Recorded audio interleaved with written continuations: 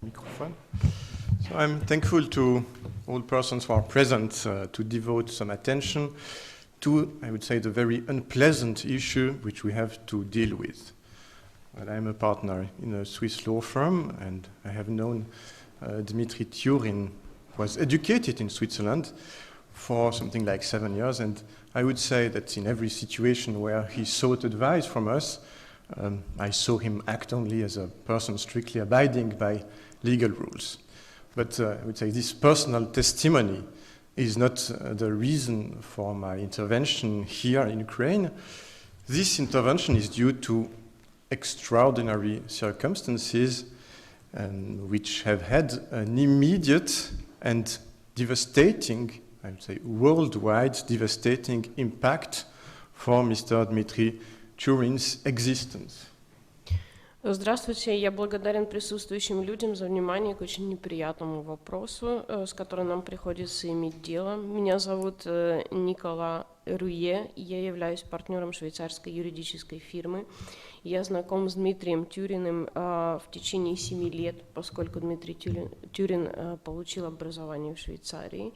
И в любой ситуации, когда он обращался к нам за юридической консультацией, я видел, что он действует как человек, строго соблюдающий законы. Но это личное отношение не является основанием для моего вмешательства здесь, в Украине, которое обусловлено чрезвычайными обстоятельствами, имевшими немедленное и разрушительное воздействие во всем мире на репутацию Дмитрия Тюрина. So these extraordinary circumstances consist in the statement made to the media on the briefing on 9th of October 2017 by the General Prosecutor of Ukraine, who told publicly that Mr. Dmytria Tюрин appeared to be involved in the assassination of the former deputy of the Russian parliament, Denis Voronenkov. И чрезвычайные обстоятельства, о которых я сказал, состоят в заявлении, которое было сделано генеральным прокурором Украины Юрием Луценко на брифинге 9 октября 2017 года. Это заявление было публичным и утверждало, что Дмитрий Тюрин является посредником в убийстве бывшего российского депутата Дениса Вороненкова. So such a public statement made by the highest authority for criminal prosecution of a respected country has been instantly propagated worldwide, and since then the first thing that comes to the mind of anybody who gets in contact with Dmytria Tюрин is that the general prosecutor of a respected country says publicly that he has facilitated the assassination of a famous person. Такое публичное заявление, сделанное высшим органом обвинения, получило мгновенное распространение во всем мире. И, конечно же, первое, что думает тот, кто вступает в контакт с господином Тюриным, состоит в том, что генеральный прокурор Украины говорит, что господин Тюрин является посредником в убийстве. Я думаю, что все в этой комнате могут понять, что значит для вашей репутации. Попробуйте представить себе, что такое публичное заявление, сделанное высшим органом обвинения, что вы посредник в убийстве человека.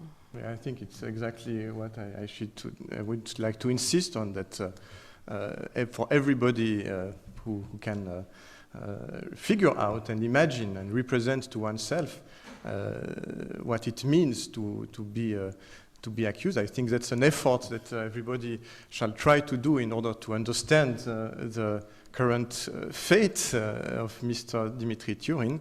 И это то, что я хотел бы подчеркнуть. Попробуйте представить, войти в это положение, представить себя на месте господина Тюрина, когда вас обвиняют в убийстве известного человека.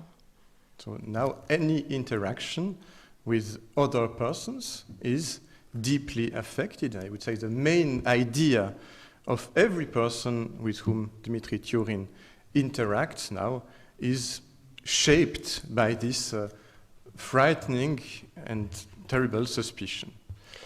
И теперь для каждого человека, с кем имеет дело господин Тюрин, такая информация является пугающей. И каждый раз, когда они вступают в контакт с господином Тюриным, они думают о том, что этот человек обвиняется в пособничестве убийству. So these extraordinary circumstances obviously require extraordinary measures in organizing the defense of Mr. Dmitry Tyurin's interests. One aspect is that the affirmation of his non-involvement in this murder must have some level of publicity in order to start possibly curing the destructed reputation of Dmitry Тюрин. И такие чрезвычайные обстоятельства требуют чрезвычайных мер и ответа на такие обстоятельства. Нас интересует восстановление правды о господине Тюрине и попытка восстановить его репутацию. And another aspect of these measures that we have to take is that, contrary to what occurs in any criminal case where one is presumed innocent, we have here to proactively demonstrate that Dmitry Тюрин is not involved in any manner in the assassination. И второй аспект, который чрезвычайно важен для нас, относительно судебного производства, мы хотим предпринять все шаги, которые будут свидетельствовать о том, что наш клиент Дмитрий Тюрин не причастен к убийству господина Вороненкова. And we must say that we are not interested at all in involving or considering even political or geopolitical aspects or factors that may have an influence on the public statement of the prosecutor. We are only interested in re-establishing the truth about Mr. Dmitry Тюрин individually and to try restoring his individual reputation. Еще необходимая вещь, которую нужно понимать, мы должны сказать, что нас вообще не интересует участие в политических или геополитических аспектах. Нас интересует исключительно восстановление правды о господине Дмитрии Тюрине по отдельности, в индивидуальном порядке и попытка восстановить его репутацию. And also what I would like to insist on is that all the steps, all the legal steps that we are undertaking are made with deep respect and full trust in the Ukrainian legal and judicial system. We think that there was an extraordinary and severe mistake made in a press conference of the general prosecutor, which has had disastrous consequences. And this is what needs to be corrected with the assistance of Ukraine, of the legal system of Ukraine, and the assistance of the society, including the media society of Ukraine. Кроме того, все шаги, которые мы предпринимаем, осуществляются с полным уважением и доверием к украинской правовой и судебной системе. На пресс-конференции генерального прокурора Украины произошла чрезвычайная и серьезная ошибка, которая имела катастрофические последствия, и именно это необходимо исправить с помощью правовой системы Украины и с помощью общества украинского, в частности, медиа-сообщества, присутствующего здесь. So, considering that the investigation takes place in Ukraine and that the public statement was made in Ukraine, we have undertaken legal actions under Ukrainian law and before an Ukrainian court of justice, and we have had to collect evidence in Ukraine with the precious help of the advocate in Kiev, Sergei Kozy. Поскольку следствие происходит в Украине, и доказательства непричастности Дмитрия к этому делу также необходимо было собрать в Украине, моим клиентом был подписан договор об оказании правовой помощи с адвокатом господином Сергеем Козием.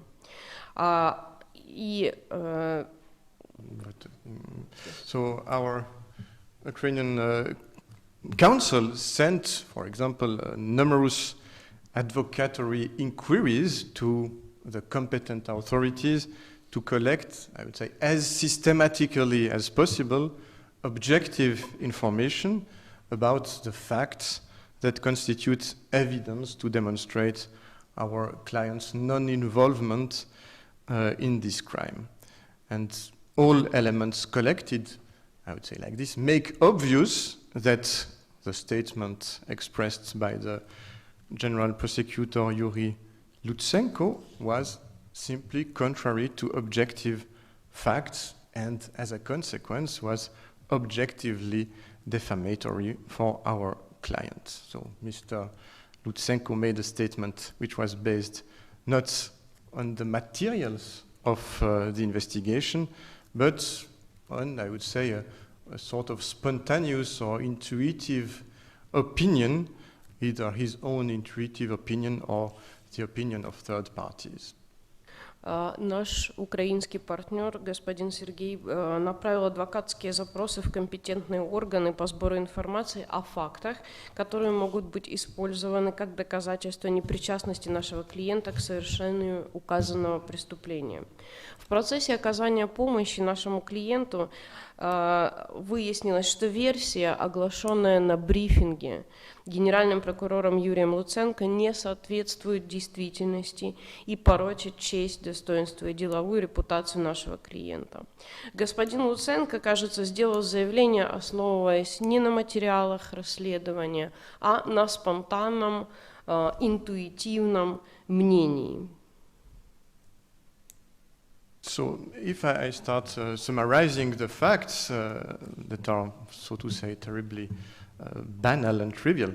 So Mr. Dmitry Tюрин flew to Kiev only with the aim of meeting Mr. Sviatoslav Piskun, who happens to be, sort of coincidence, the former general prosecutor of Ukraine, and he flew there in order to discuss the possible purchase of Mr. and Mrs. Psyukun's residence in the Crimean Peninsula.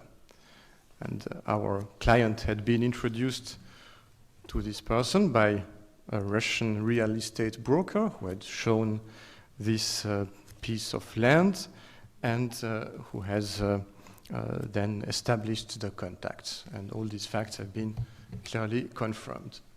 И если говорить о фактах, о сумме фактов, которые мы собрали, господин Тюрин прилетал в Киев исключительно в личных целях для встречи с экс-генеральным прокурором Украины Святославом Пискуном для обсуждения вопроса приобретения недвижимого имущества, а именно жилого дома в Крыму у господина Пискуна и его жены. Также мы хотели бы добавить, что был опрошен риэлтор в России, который подтвердил, что передал Дмитрию номер телефона Святослава Пискуна.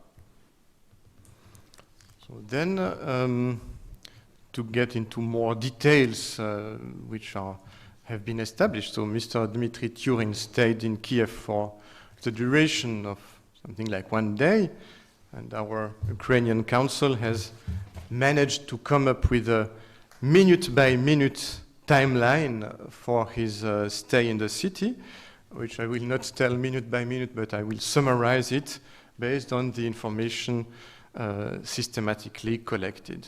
So Dmitry Tюрин passed the border control in the evening, then he settled in the Hotel Fairmont, had dinner in the restaurant Vogue at this hotel.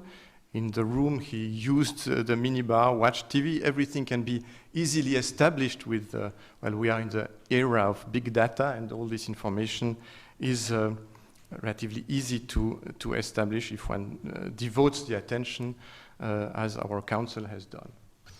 И чтобы немного углубиться в детали фактов, господин Тюрин пробыл в Киеве около 1 дня. Мы смогли установить, в частности, благодаря нашему украинскому коллеге, поминутную хронологию пребывания Дмитрия в городе. Он прошел пограничный контроль, после заселился в отель «Фейермон», поужинал в ресторане «Волк» при отеле и в номере воспользовался мини-баром и смотрел телевизор. И на самом деле современные технологии, камеры, банковские отчеты позволяют отследить и восстановить такую хронологию. Это не является проблемой в современном мире. And the next day he met Mr. Sviatoslav Piskun in a restaurant Santori, and after finishing the meeting with Mr. Piskun, he flew out of Ukraine. На следующий день Дмитрий Тюрин встретился с господином Пискуном в ресторане Сантори. После окончания встречи Дмитрий улетел из Украины. And so to the allegation which was done by the Prosecutor General on the briefing of the 9th of October 2017, it was established that Dmitry gave any amount of money. Nothing has been established in this regard. И предположения, которые были озвучены генеральным прокурором на брифинге 9 октября 2017 года, что Дмитрий мог быть посредником, соучастником, и что он мог быть посредником в передаче денежных средств, на самом деле не нашли своих подтверждений, поскольку при прохождении границы был произведен досмотр, и Дмитрий при себе имел личные денежные средства, не превышающие лимит суммы ввоза валюты на территорию Украины и вывоза.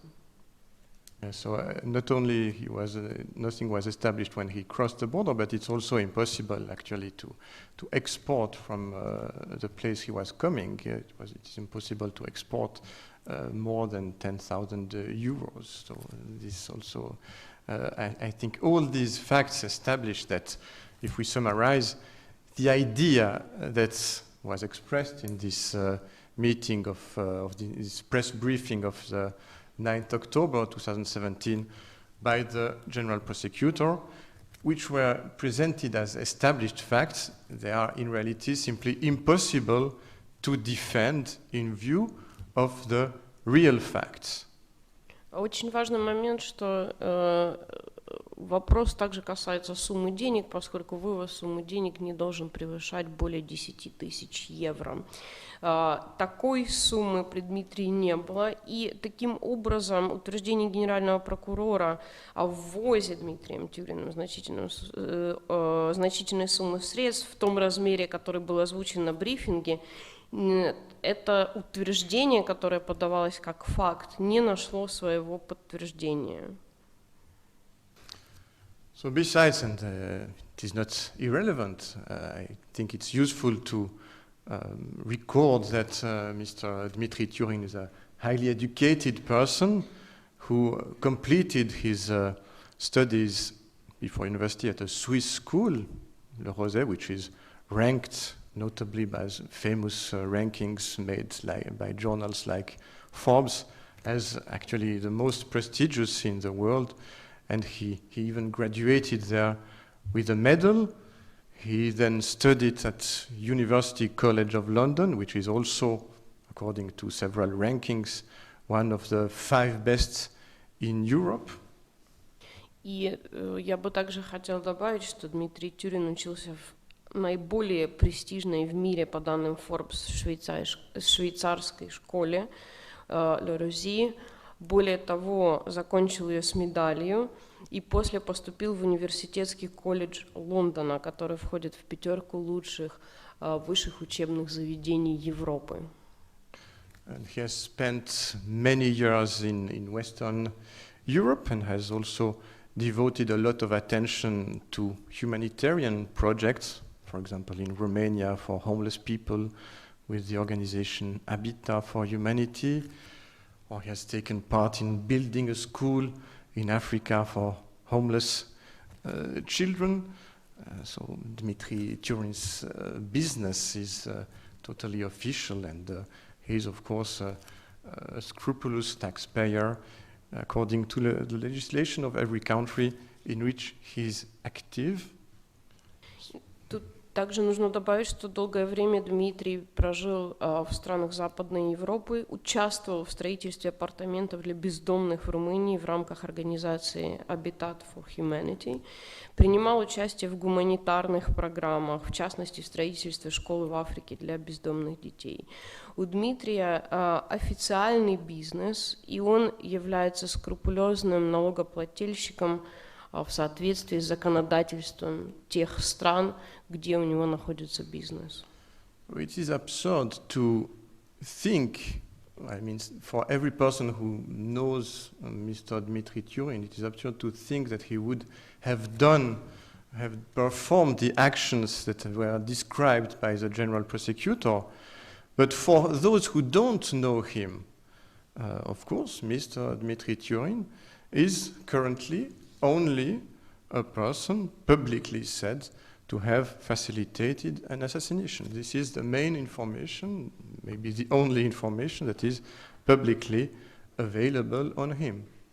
И, конечно же, со стороны тех людей, которые лично знакомы с Дмитрием Тюриным, является полным абсурдом думать, что человек, который является законопослушным, мог совершить подобное преступление и быть соучастником подобного преступления.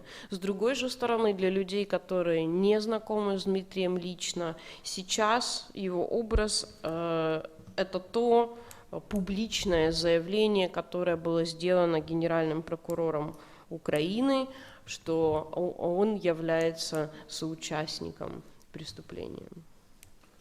And therefore, well, definitely this public statement of the 9th of October 2017 must absolutely be corrected, and we very much rely, as already said, on the Ukrainian judicial authorities to decide on a clear rectification as soon as an attentive examination of the file by the court will allow to do so.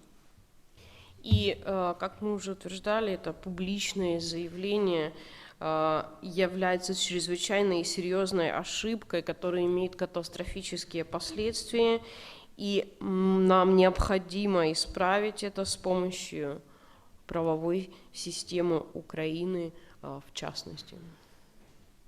So I think we can either give now some details about the steps that have been started and launched. Of course, we can maybe also, if there are already questions on these technical details of the legal steps that we are undertaking, we can also reply to questions if there are at this stage any question. И сейчас, пожалуйста, вы можете задавать вопросы по поводу деталей, которые вас интересуют. Возможно, какие-то интересуют вас шаги, которые мы предпринимаем в этом деле. Пожалуйста, мы открыты для вопросов.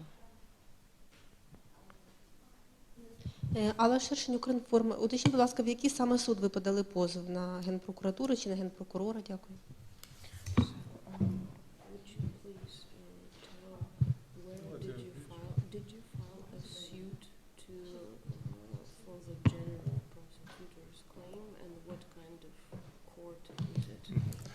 So thank you for the question. I think this is a precise question. I know that it is a civil suit which we have studied and elaborated, and I detailed aspects. I will give the word to my colleague Sergei Kozy. Иск подан Печерский районный суд города Киева, Генеральной прокуратуре Украины. В мае месяце.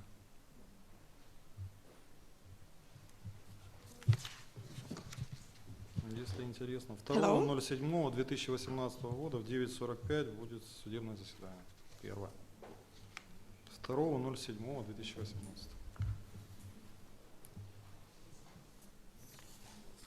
О защите, чести и достоинства, деловой репутации Дмитрия Тюрина. Ну, посмотрите в производстве. Остапчук. Остапчук. Ще питання по черзі, потім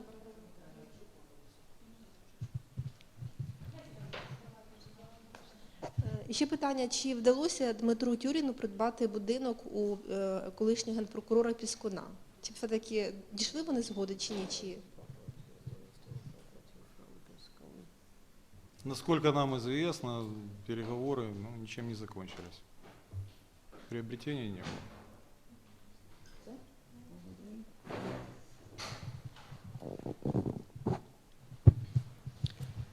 Hello, здравствуйте.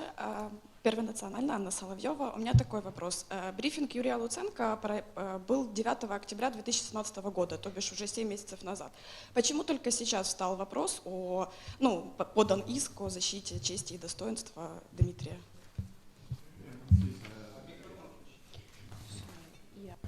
This is an important point. Actually, you see, when we have to establish that we are not involved in something, actually, that's the contrary of any proceeding. Normally, you reply to accusations that are brought with some pieces of evidence that you can contradict. Here, we had to proactively establish the reality, which takes some time, and which we had also, because it's not a claim which is made for pleasure or, I would say, light-heartedly.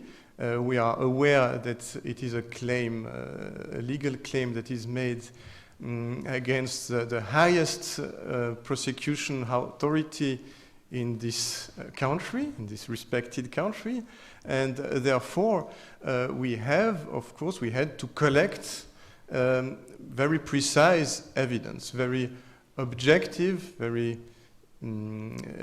solid evidence, and notably evidence from authorities. And this is why our colleague Sergei Kozy has written, for example, I think something like 10 times to authorities in order to collect very precise replies, and therefore it was not at all a waste of time with regards to what's needed to be done.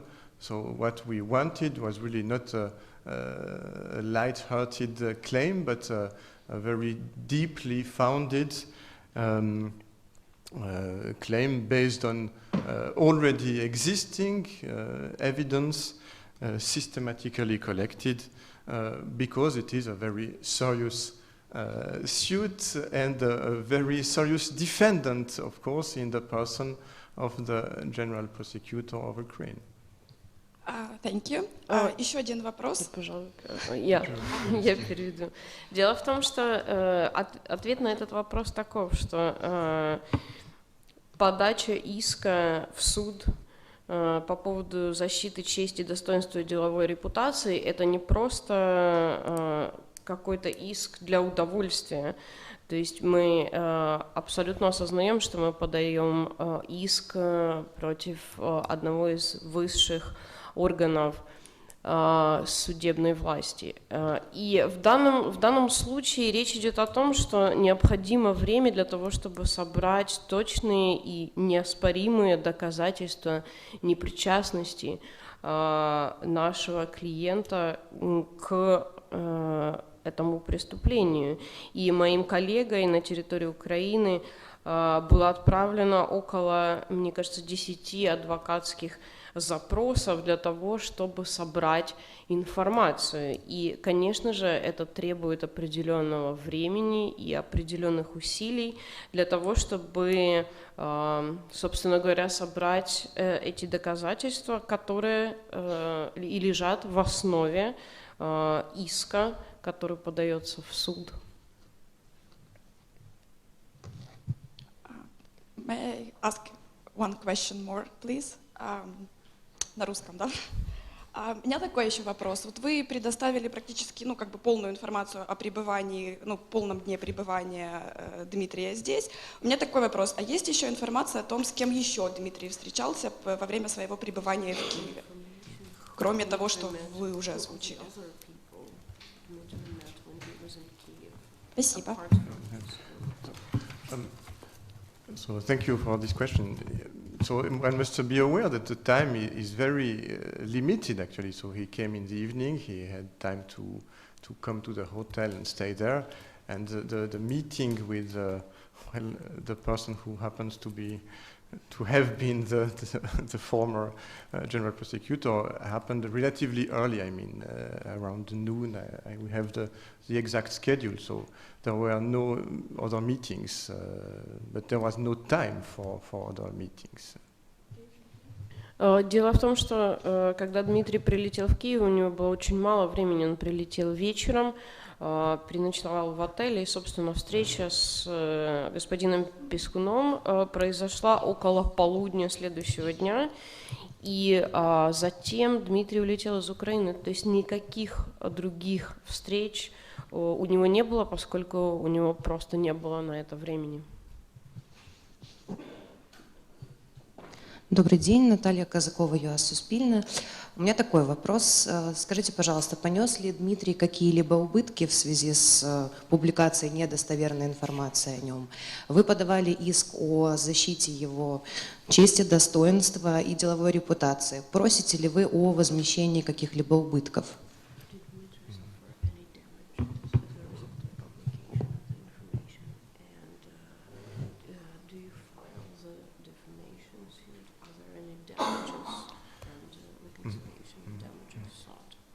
So, thank you for the question. The main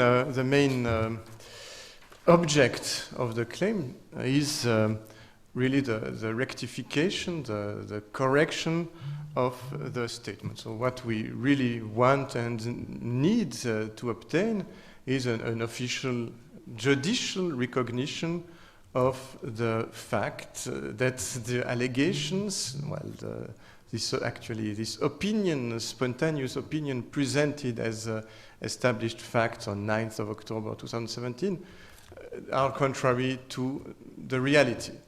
This is the main object. As regards the damages, it is something that is not only as such difficult to evaluate, to assess, and to prove, when we speak of real proofs, moreover, the problem is that this damage is evolving. I mean, every day, as long as a firm correction, a firm rectification or retraction of these allegations has not been obtained, the harm, the financial harm, the moral harm as well, continues to grow. And therefore, what we really need at the moment is to concentrate on this. Maybe if there is, this is the most urgent and crucial thing to obtain. I would say the damages, the evaluation of damages is secondary in this regard. Что касается нашего иска, то в первую очередь и самое главное для нас – это в судебном порядке публичное опровержение того факта, что спонтанное мнение, озвученное на брифинге генеральным прокурором, не соответствует реальности. И опровержение того факта, что то, что было сказано о Дмитрии, мы хотим, чтобы прозвучало это публично, что эти вещи, поданные как факт, хотя они являются лишь спонтанным мнением, не соответствуют действительности. Это первая и главная цель нашего иска.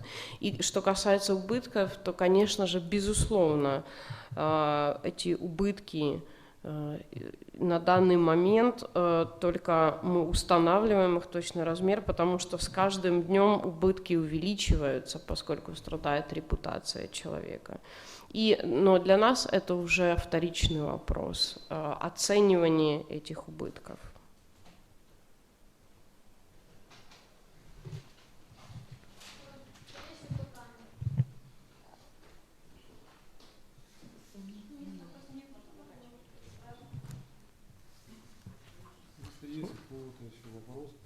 есть какие-то еще вопросы касательно сбора доказательств на территории Украины, то вы можете задавать. Ну, если вопросов нет, да. Спасибо. Thank you for your attention. Спасибо.